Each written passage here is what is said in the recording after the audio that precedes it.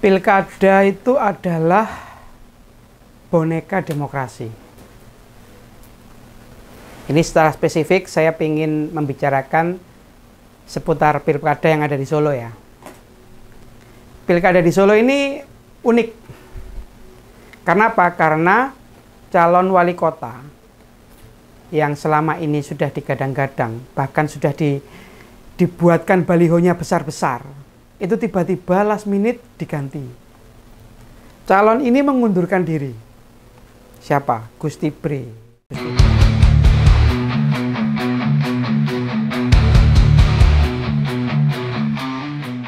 Gusti Bre itu adalah Raja Mangkunegoro ya, Raja Mangkunegaran.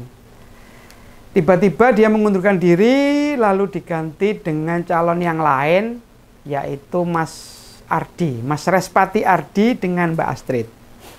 Padahal awalnya beliau itu dimunculkan atas endorse dari Mas Gibran itu untuk berpasangan dengan Mbak Sekar Tanjung, wakil dari Golkar.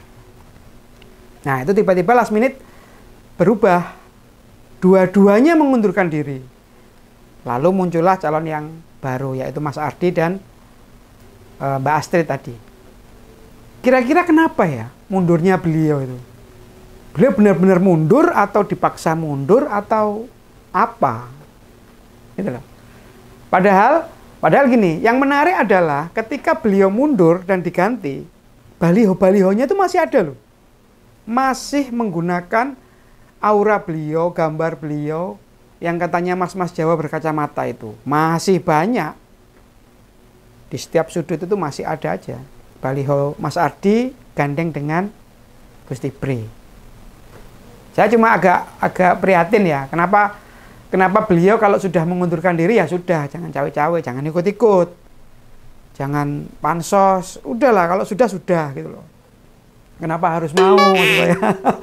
Kenapa masih mau digandengkan lagi gitu loh? Apa jenengan sekarang jadi endorsernya calon itu sekarang, Mas Respati Ardi itu.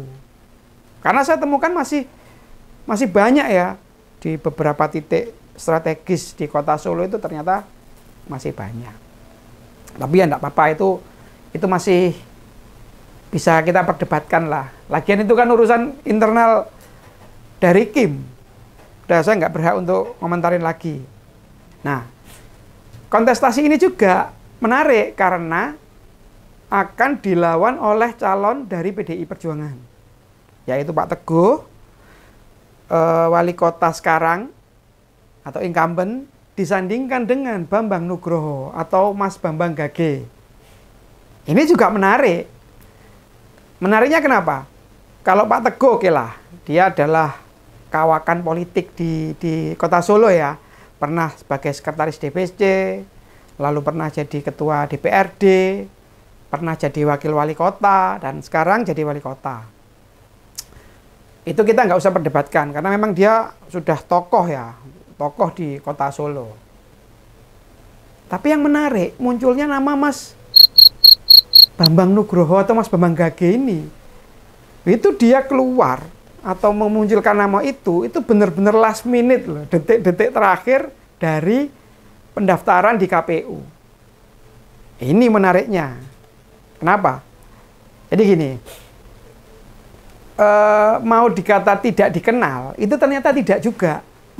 Karena Mas Bambang Nugroho itu ternyata kader PDI Perjuangan sejak awal. Dia itu militannya PDI Perjuangan di kota Solo. Meskipun dia ketika pencalonan penyaringan calon kemarin tidak ikut mendaftar dia. Tidak ikut mendaftar. Tapi dia punya background yang baik loh. Background organisasi, background hubungan sosial dengan beberapa kalangan, itu dia punya itu. Sudah memulai sejak awal. Sejak muda dia itu aktivis. Bisa di HIPMI. Kemarin tuh cerita dia ketua dari ikatan alumni di kampusnya dulu, aktif di PMI, dan banyak banget lah, banyak banget. Jadi kalau dikatakan dia tidak memulai ini sejak awal, saya kok bilang enggak ya. kompeten lah sebetulnya. Sebenarnya beliau kompeten dan masih muda. Ini clue-nya kan ini. Ini kan jadinya bahwa calon-calon wakil wali kota atau pemimpin daerah di Solo itu ternyata orang-orang muda semua. Nah, cuma satu Pak Teguh yang memang diambil ketokohan dan kapasitas beliau sebagai wali kota yang sekarang. Tapi intinya semua yang berkontestasi sekarang itu masih muda. Nah, pencalonan Mas Gage ini, Mas Bambang Nugroho ini sebetulnya menimbulkan gerundelan dari beberapa kandidat calon wakil wali kota atau calon wali kota di Solo ini. Karena dia tidak mendaftar loh. Tidak mendaftar di DPC. Jadi DPC PDI Perjuangan awalnya kan melakukan penjaringan. Semua yang ingin berkontestasi akan disaring ya, disaring untuk kemudian diajukan rekomnya ke DPP. Awalnya begitu. Dan Mas Bambang Gage tidak mendaftar itu. Nah, tapi last minute dia muncul. Tentunya polemik dong, ya enggak? Yang merasa, loh, enggak daftar kok jadi maju, kenapa nih? Baru bersakwa sangka, baru kemudian mereka ngira-ngira ada apa nih, ada motif tersembunyi enggak? Ada kong kali kongnya enggak gitu loh. Apa sih motif tersembunyinya itu apa? Nah, saya kan tidak dalam posisi itu untuk ngomong. Tapi yang saya rasakan ya, yang jelas bahwa jangan-jangan ini memang ada permainan ya. Maksud saya benar bahwa pilkada itu adalah boneka demokrasi. Kadang-kadang calon yang satu dan calon yang lain ini dimunculkan untuk saling berantem, saling berkonflik untuk menggugurkan salah satu atau untuk menjelek-jelekkan satu dengan yang lain. Itu sempat saya omongkan di beberapa di episode saya pertama bahwa cawe-cawe itu selalu ada. Saya curiganya ada ada tangan kuat ya, yang mengobok-obok PDI Perjuangan di Kota Solo itu. Gagal menggoyang DPP-nya, lalu pindah ke DPC. Dan kali ini yang digoyang adalah DPC PDI Perjuangan Solo. Nah, anyway, kemunculan Pak Teguh dan Mas Gage ini menurut saya adalah kombinasi yang pas ya. Maksudnya pas itu satunya berpengalaman sebagai birokrat, satunya punya modal sosial yang besar, punya kenalan yang banyak, punya hubungan yang luas di hampir semua tokoh di Kota Solo. Atau kalau di internal PDIP dia juga banyak dikenal meskipun tidak terkenal. Nah, ini clue-nya. Jadi kalau saya tidak akan membahas tentang politik internal mereka ya. Saya tidak akan membahas itu karena bukan ranah saya. Tapi saya akan mencoba untuk mengira-ngira tentang fokus ke pemenangan beliau dulu lah. Ya kan? Beliau ini itu aja. Dua orang ini, Pak Teguh dan Mas Gage. Saya yakin kader-kader PDI Perjuangan itu pasti akan solid. Pasti akan menjaga apa yang sudah direkomendasi dari DPP ya, dari DPP. Bahwa apapun yang muncul itu harus dijaga, harus dikawal, harus dimenangkan. Itu prinsip dari teman-teman di PDI Perjuangan sebetulnya.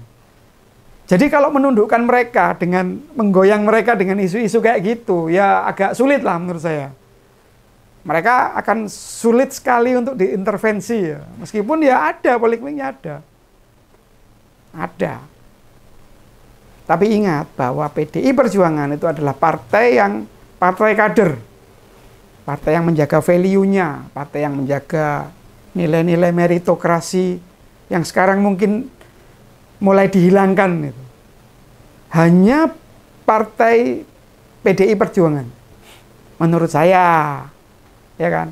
Jadi ketika rekom itu muncul, kader itu sudah mulai dimunculkan, maka kewajiban semua warga PDI Perjuangan, simpatisan, atau struktural bahkan, itu harus berkewajiban menjaga, memenangkan, mengawal, dan membuat agar kota Solo tetap sebagai kandang banteng.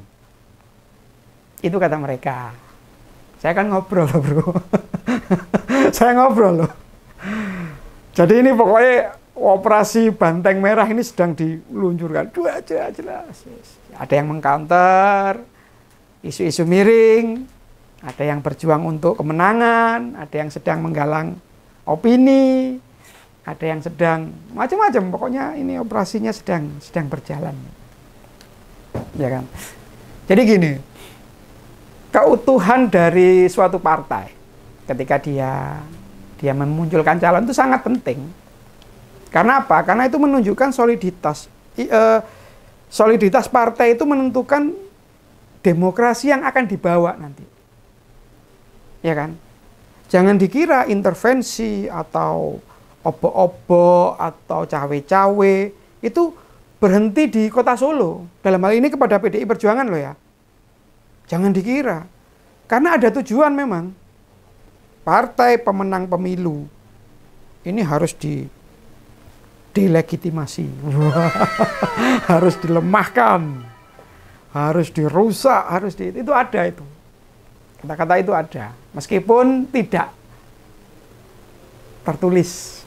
Tapi itu didengar sama banyak orang.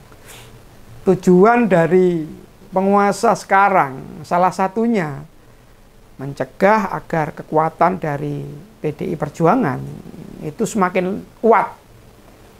Karena itu tentu akan membahayakan partai-partai yang berlandaskan value, apalagi yang berjuang untuk wong-wong cilik, itu akan dikebiri semua. Tujuannya itu. Itu sudah banyak dibahas itu. Dan kali ini test case-nya kan kita tahu kemarin. Test case-nya di Pilkada Jakarta. Itu sempat loh calon dari PDI Perjuangan tidak bisa dicalonkan, tidak bisa mencalonkan. Padahal suaranya juga lumayan besar loh. Harus ditawur istilahnya, harus mas rasa dikancani. Malah dibikinkan aturan supaya nggak bisa nyalon sendiri gitu. Itu sudah ada. Lah ini kan berarti benar-benar ingin mengkotakkan partai PDI Perjuangan supaya dia tidak bisa memunculkan calon-calon yang bagus, calon-calon yang membela rakyat, calon-calon yang muncul dari bawah, dari sistem meritokrasi yang harusnya itu kita selalu kita kawal ini. Jangan lupa loh, Pak Jokowi itu munculnya juga dengan cara itu loh. Juga dengan cara itu. Dan yang mengusung adalah PDI Perjuangan. Nah ini jadi pesan saya buat teman-teman di PDI Perjuangan adalah jenengan patuh, tegak lurus dengan apa yang sudah direkomendasi oleh DPP. Karena saya yakin apa yang mereka buat itu untuk kebaikan dan untuk kesejahteraan masyarakat semua. Karena apa yang selama ini terjadi, digoyang kiri, goyang kanan, goyang depan, goyang belakang, atau mereka sedang bermain arus, bermain dangdut, itu mereka lakukan hanya ada satu tujuan. Mereka takut dengan misi dan visi atas pembelaan orang-orang cilik yang selama ini diusung oleh PDI Perjuangan. Saya respect kali ini. Saya nggak kebanyakan ketawa hari ini, karena serius. Jangan sampai kontestasi pilkada kali ini benar-benar hanya sebagai boneka demokrasi. Itu dulu ya, Sobat Jaden. Lain kali kita sambung lagi. Salam Cak Cok.